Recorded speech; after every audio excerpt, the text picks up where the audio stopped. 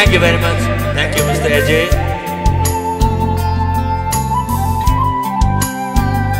Ngasi maki.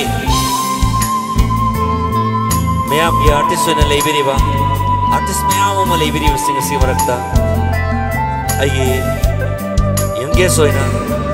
Aina yamna respect tok jaba. Aina yamna ikai khumna jaba. Artist ne Mr. Ajay Vaishnam. Ezebo Adana Thagachari. Thank you.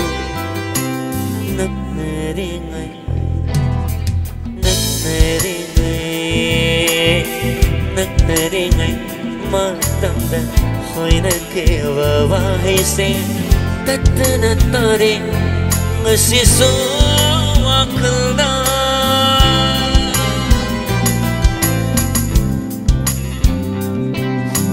nagri gai matanda hoina ke wawahi se tatna tare ngasi so akalda hoina mamunda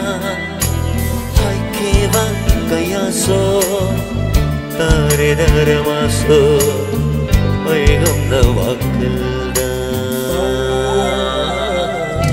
karanta kauresige aina karanta kauresige aina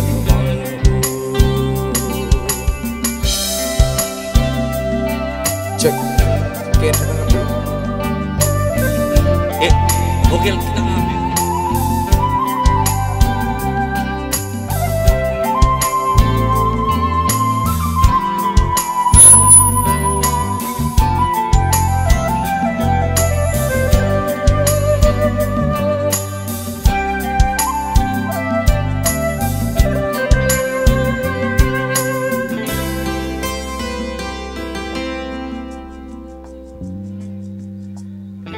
Dari gai matamda ukiba satando tatana uri ngasisu wakala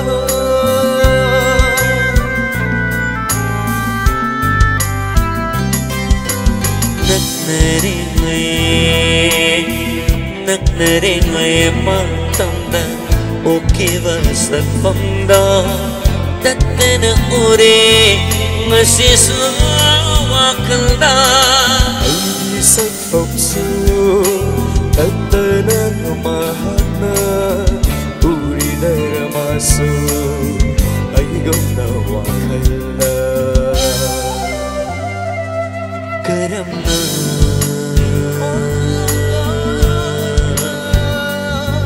Kaurasi Ay namavu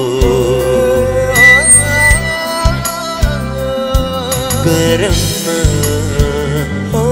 Kaurasi Ay namavu Kau kharaga hina nikshin lagi inatadi asum lapokraga thamoi dali hina nakshilagi hina nakshilagi karamna kau resige aina mavu karamna kau resige aina mavu